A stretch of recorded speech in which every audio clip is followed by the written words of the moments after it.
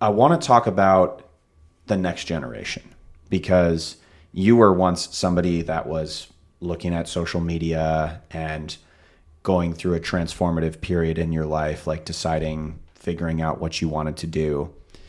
There's somebody right now that was in your shoes, 4 years ago or whatever it was at the beginning of COVID.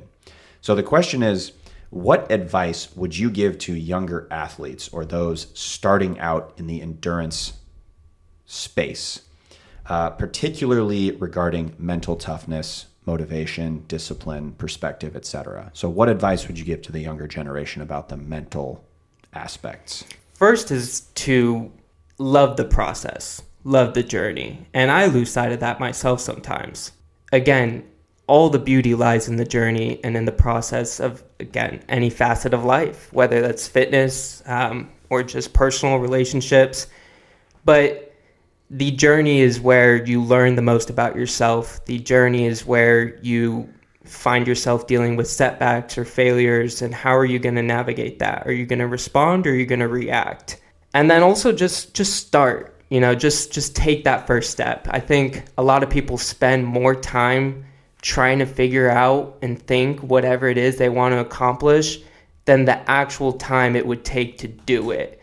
And a lot of the times we always overthink and overplan and just map everything out. It has to be perfect or has to be this way. And when in reality, you learn the most about just starting, just taking the first step.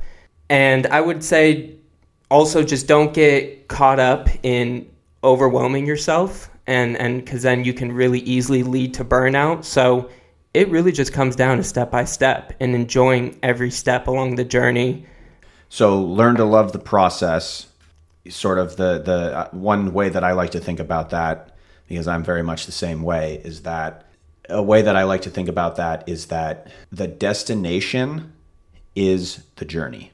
Definitely. Which might sound a little bit like counterintuitive, but what I'm trying to say by that is, like, a lot of people are very fixated on the end goal, like winning or crossing the finish line.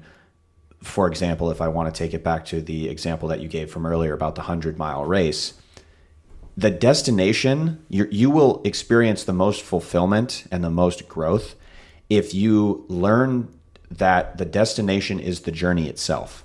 Don't necessarily worry about what's going to happen in the future, because in a lot of cases, you don't really have control over that anyways, which also ties back into the control the controllables. But if you learn to make the destination the process itself, you will be significantly happier and also experience a lot more growth. Definitely.